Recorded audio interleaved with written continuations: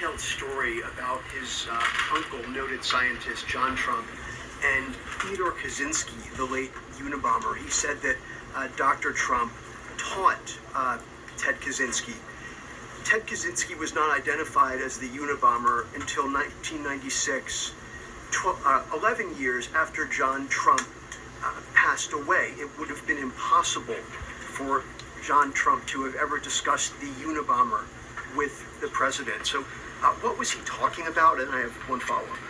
Andrew, with so many issues going on in the world, I'm a little bit surprised you would ask such a question, although I'm not sometimes coming from you, I will say, but I'm willing to give you an answer. Nevertheless, the president's uncle did, in fact, teach at MIT. He was a very intelligent professor. The president's very proud of his family. In fact, the president has a letter from his uncle on the MIT letterhead that sits in the Oval Office dining room. Maybe we'll let you see it sometime.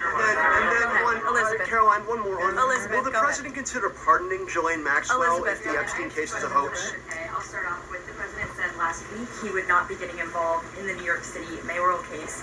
If that mayoral race, if that's still the case, given his history drawing a large crowd in New York City, what's his reason for staying out of it in that way? Well, look, I think the president reserves the right to get involved in races or not get involved in races, and he's made the decision not to weigh in on the New York mayoral race, as you rightly pointed out, although he has gone as far to say he absolutely does not want to see Zemdami elected, who is a known communist who supports the abolishment of private property, the defunding of police.